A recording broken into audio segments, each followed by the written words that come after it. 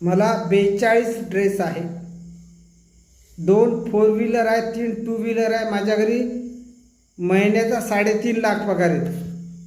असे म्हणणारे रोज आपल्याला खूप भेटत असते, मला पण भेटतात. मला लहानपणी पायात चप्पल भेटत नव्हती, पायातली चप्पल फाटकी घालून मी शाळेत गेलो.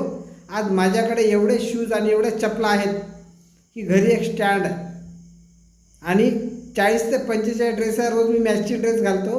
काय घेऊन जायचं आहे सोबत, काय घेऊन जायचं आहे? लहानपणी मला शाळेत जायला म्हणजे कपडे नसायचे, एक ड्रेस पण चांगला नसायचा, पायात चप्पल फाटकी घालायची, शाळेत पुस्तकं वह्या घ्यायला पैसे नसायचे. पण आज माझा मुलगा इंग्लिश मिडियममध्ये जातो, इंग्रजी बोलतो फार फार.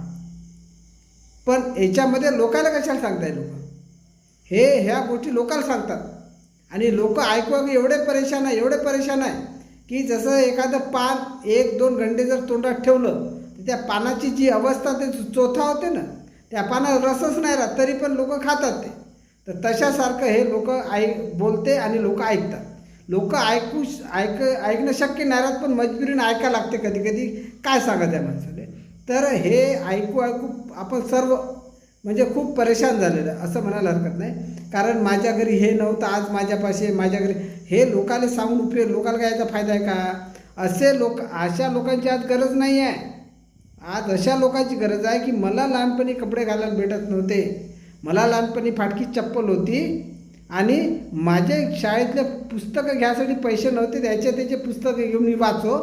आज मी माझ्यासारख्या परिस्थितीतल्या लोकांना कपडे घेऊन देतो, पुस्तकं घेऊन देतो आणि ते देण्यापेक्षा न सांगायचं. अशा गोष्टी सांगायच्या नसते कोणाला. 5 रुपयाचा चहा पाजायचा, 10 डाव त्या माणसाला सांगायचं, लोकांना याला मी चहा पाजला. असं दान धर्म कुठल्याही कामाचं नाही. दान धर्म योग्य ठिकाणीच करावं माणसानं. दान करायचं, दान सत्पात्री गेलं पाहिजे, त्या दानातून चांगलाच परिणाम झाला पाहिजे.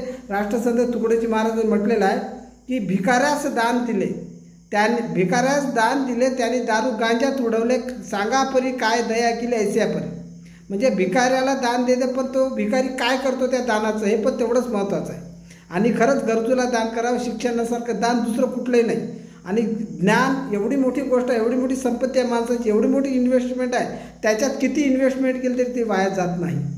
तर म्हणून ज्ञान करावं आणि कुठल्याही प्रकारचं पैशासारखं असं कपड्यासारखं किंवा कुठल्याही प्रकारचं असं दान देताना, गाडी घोडा असं कुठल्याही देताना त्या दानाचा चुकीचा उपयोग होऊ नये याचंसुद्धा आपण भान ठेवावं. आणि आपली स्वतःची प्रॉपर्टी दाखवणं हे अजिबात चुकीचं आहे, कारण आपल्या प्रॉपर्टीचा समोरच्याला उपयोग नाही.